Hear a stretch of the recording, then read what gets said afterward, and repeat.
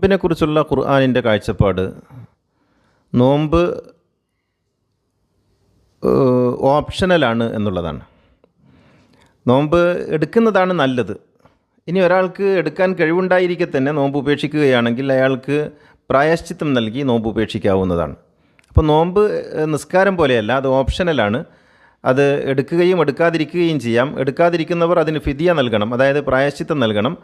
അതേ സ്ഥാനത്ത് നോമ്പെടുക്കുന്നത് തന്നെയാണ് ഉത്തമം. അൻ തസൂമു ഖൈറുല്ലക്കും, നോമ്പെടുക്കുന്നതാണ് നല്ലത് എന്ന് ഖുർആൻ പറയുന്നുണ്ട്. അത് പക്ഷേ ആത്യന്തികമായി അത് ഓപ്ഷണലാണ് എന്ന് പറയാം.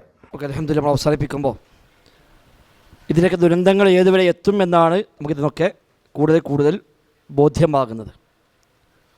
നോമ്പ് നിർബന്ധമില്ല, അത് ഓപ്ഷണലാണ്. എന്നാൽ നോൽക്കുകയാണ് നല്ലത് എന്നാണ് പറഞ്ഞത്. ഇനി കുറച്ച് കഴിയുമ്പോൾ തീരെ വേണ്ട എന്ന് പറയൽ നിർബന്ധമാവും. കാരണം ഖുർആനിൽ സൗമ് എന്നേ ഉള്ളൂ. സൗമിനിപ്പോൾ നോമ്പ് എന്ന് അർത്ഥമില്ലല്ലോ. സൗമ് എന്നാൽ പിടിച്ചു നിർത്തുക എന്നർത്ഥം. ഒരാൾ മിണ്ടാതെന്നാൽ അതിന് സൗമ് എന്ന് പറയാം അറബി ഭാഷയിൽ. എവിടെയെങ്കിലും പിടിച്ചെന്നാൽ അതിന് വേണമെങ്കിൽ സോമ എന്ന് പറയാം, സൗമ് എന്ന് പറയാം. ഇംസാക്ക് എന്ന പിടിച്ചു വെക്കുക, പിടിച്ചു നിർത്തുക എന്നാണ് സൗമ് എന്ന വാക്കിന് നേരെ ഭാഷാർത്ഥം. സ്വലാത്ത് എന്ന് പറഞ്ഞാൽ പ്രാർത്ഥന എന്നർത്ഥമുള്ളൂ. നിസ്കാരം ആയിക്കോളുന്നില്ല. പ്രാർത്ഥിക്കുന്ന ആവശ്യമില്ല നേരത്തെ പറയും ചെയ്തു. അപ്പോൾ നിസ്കാരവും വേണ്ട, നോമ്പും വേണ്ട എന്നത്തേക്കാണ് പോകുന്നത്. ഈ ആയത്ത് എന്താണ്? ഇത് ആദ്യകാലത്ത് ഇറങ്ങിയ ആയത്താണ്. നോമ്പ് നിർബന്ധമാക്കിയ ആദ്യ വർഷത്തിൽ അല്ലാഹു തആല ഒരു ആനുകൂല്യം നൽകി. കഴിയുന്ന ആളുകളും ഭക്ഷണം കൊടുത്താൽ മതി. അപ്പോൾ കുറച്ച് പൈസക്കാരൊക്കെ ഭക്ഷണം കൊടുത്തു, പാവങ്ങൾക്ക് ഭക്ഷണം കിട്ടി, മറ്റവർക്ക് നോമ്പ് നോക്കാതെ ഒരു ആശ്വാസം കിട്ടുകയും ചെയ്തു. പിന്നെ അള്ളാഹ് ആയത്തിറക്കി, ഇനി അത് പറ്റൂല. ഫമൻ ഷഹിദ മിൻകുമു ശഹ്റ ഫൽയസുംഹു, ഈ മാസത്തിൽ ആര് സന്നിഹിതരാണോ അവരെല്ലാം നോമ്പെടുക്കണം. പിന്നെ അള്ളാഹ് ഇളവ് കൊടുത്തു, രോഗിയാണെങ്കിൽ യാത്രക്കാരനാണെങ്കിൽ മറ്റൊരു ദിവസം നോറ്റാൽ മതി, അവർക്ക് മാത്രമാക്കി പരിമിതപ്പെടുത്തിയതിനെ. അപ്പോൾ ഈ അവതരണ പശ്ചാത്തലം നോക്കണമെങ്കിൽ ഹദീസ് നോക്കണം, തഫ്സീറിലേക്ക് പോകണം. അതൊക്കെ മാറ്റി വെച്ചാലോ ഇങ്ങനെ തോന്നിയാർത്ഥം പറയാൻ കഴിയും. ശൈഖുൽ മൊഴി പണ്ട് പറഞ്ഞ നോമ്പ് 3 ദിവസം നോറ്റാൽ മതി എന്നാണ്. അയ്യാമം മഅദൂദാത്താണ്, ഏതാനും ദിവസങ്ങൾ. അറബി ഭാഷ പ്രകാരം അയ്യാം എന്ന് പറയാൻ മിനിമം 3 മതി. 3 ദിവസം നോറ്റാൽ തന്നെ ബാധ്യത വീടി എന്നാണ് അയാൾ പറഞ്ഞു വെച്ചത്. ഇങ്ങനെ സ്വന്തമായി ഗവേഷണം ചെയ്താൽ നിസ്കാരം, നോമ്പും, സക്കാത്തും, ഹജ്ജും ഒക്കെ ഇല്ലാതാകും. ഹജ്ജ് തീരെ ഇല്ല എന്നാണ് ശൈഖുനൊക്കെ അവസാനം ബാധിച്ചത്. അങ്ങനെ ഹജ്ജന്നെ ഇല്ല, ആവശ്യമേ ഇല്ല എന്ന് പറഞ്ഞുകൊണ്ട് ശൈഖുന് വളരെ വിശദമായി ഹജ്ജിനെ വിമർശിച്ചുകൊണ്ട് അവസാനം പുസ്തകം എഴുതുന്ന സാഹചര്യമുണ്ടായി. ഇതൊക്കെ സഹോദരങ്ങൾ ഒരു മൻഹജ് എന്നൊരു പിടുത്തുണ്ട്. അതാണ് വിട്ടാൽ എല്ലാവർക്കും സംഭവിക്കും. മൻഹജ് എന്നാൽ അത് വേറെ എന്തെങ്കിലും ഒന്നല്ല. ഖുർആനും ഹദീസും മുൻഗാമികൾ എങ്ങനെ മനസ്സിലാക്കിയോ അങ്ങനെ മനസ്സിലാക്കുക, അതാണ് മൻഹജ്. സ്വഹാബത്താണ് ഇതിൻ്റെ ഫസ്റ്റ് ഓഡിയൻസ്.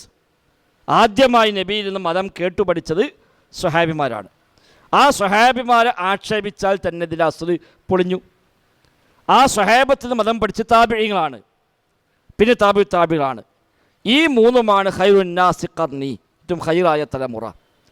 അത് 3ൻ്റെയും വിശ്വാസതയെ തകർത്ത് കളഞ്ഞാൽ ദീന് മൊത്തം പൊളിക്കാൻ എളുപ്പമുണ്ട്. പിന്നെ ആയത്തോതി ഹദീസ് പറഞ്ഞ് ഇഷ്ടമുള്ള അർത്ഥം പറഞ്ഞ് പോകാൻ കഴിയും. അവിടെയാണ് മൻഹജ്. എങ്ങനെയാണോ മുൻഗാമികൾ പ്രഥമ പ്രബോധിതർ ഇതിനെ മനസ്സിലാക്കിയത് അങ്ങനെ മനസ്സിലാക്കുക. അവരാണ് സാക്ഷ്യം വഹിച്ചവർ, അവരാണ് ഓരോന്നും കണ്ടും കേട്ടും മനസ്സിലാക്കിയവർ. ഓരോ ആയത്തും പറയുമ്പോൾ അവർ അവിടെ സാക്ഷികളായിരുന്നു. ഇബ്നു അബ്ബാസ് പറഞ്ഞു, ഖുർആനിലെ ഓരോ ആയത്തും എപ്പോൾ അവതരിച്ചു, ഏത് വിഷയത്തെ അവതരിച്ചു എന്ന് എനിക്കറിയാം എന്ന് ഇബ്നു അബ്ബാസ് റളിയല്ലാഹു അൻഹു പറയുന്നുണ്ട്. ഓരോ ആയത്തും എവിടെയാണ് ഇറങ്ങിയത്, എന്തിനാണ് ഇറങ്ങിയത്, ഏത് വിഷയത്തിലാണ് ഇറങ്ങിയത് എന്ന് എനിക്കറിയാമെന്ന് ഇബ്നു അബ്ബാസ് റളിയല്ലാഹു അൻഹു പറഞ്ഞിട്ടുണ്ട്. സ്വഹാബിമാർ പലരും അങ്ങനെ അഗ്രഗണ്യരായ അറിവുള്ളവരാണ് ഖുർആനിൻ്റെ വിഷയത്തിൽ. ആ ഇബ്നു അബ്ബാസിൽ നിന്ന് ഖുർആൻ ആദ്യം മുതൽ അവസാനം വരെ 3 പ്രാവശ്യം വ്യാഖ്യാനം ചോദിച്ചു പഠിച്ചാലാണ് താബിഈയായ ഇമാം മുജാഹിദ് റഹിമഹുല്ലാഹ്. തഫ്സീറുകളൊക്കെ ഏറ്റവും പ്രധാനപ്പെട്ട ഒരു വരമ്പം ഇമാം മുജാഹിദും ഇബ്നു അബ്ബാസുമാണ്. റഈസുൽ മുഫസ്സിരീൻ, ഖുർആൻ വ്യാഖ്യാതാക്കളുടെ നേതാവ് എന്നാണ് ഇബ്നു അബ്ബാസ് അറിയപ്പെടുന്നത്. ഹദീസുകൾ ആ സ്വഹാബിമാരിലൂടെയാണ് കൈമാറി വന്നത്. അതൊക്കെ ഇല്ലാതാകുമ്പോൾ ഇസ്ലാമിൻ്റെ മൊത്തം അലകും പിടിയും തകർന്ന് ഇതൊക്കെ ഒന്നിനും പറ്റാത്തതായി മാറും. അങ്ങനെ മാറ്റലാണ് ഇത്തരം ആളുകളുടെ ഉദ്ദേശമെന്ന് നാം തിരിച്ചറിയുകയും ഈ വക ഏതെങ്കിലുമൊക്കെ ആളുകൾ വന്നു വരും പറയുമ്പോഴേക്ക് അതൊക്കെ എന്തോ വലിയ കാര്യമാണെന്ന് കരുതി പിന്നാലെ കൂടി പഠിക്കുകയാണ്, അന്വേഷിക്കുകയാണെന്ന് പറഞ്ഞ് അങ്ങനെ പഠിക്കാൻ പോകേണ്ടതല്ല. അങ്ങനെ പഠിക്കാനാണെങ്കിൽ ഇഷ്ടംപോലെ വിശ്വാസയോഗ്യമായ സോഴ്സുകൾ നമുക്കിവിടെ ഉണ്ട്.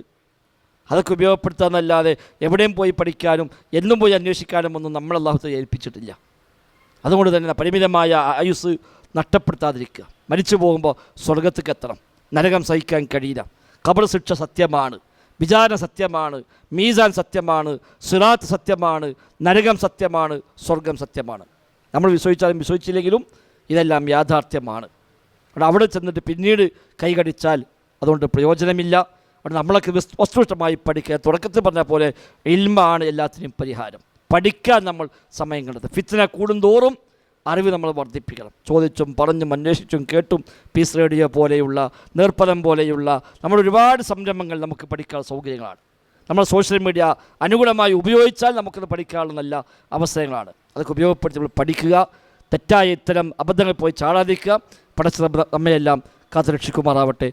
ഇൻഷാ അല്ലാഹ് ഈ ഒരു പഠന സംരംഭങ്ങൾ അവസാനിപ്പിക്കരുത്. ഇതിനൊരു തുടർച്ചയായി നിങ്ങൾ വീണ്ടും സംഘടിപ്പിക്കണം. ആവശ്യപ്പെട്ടാൽ ഞങ്ങളൊക്കെ വരാൻ തയ്യാറാണ്.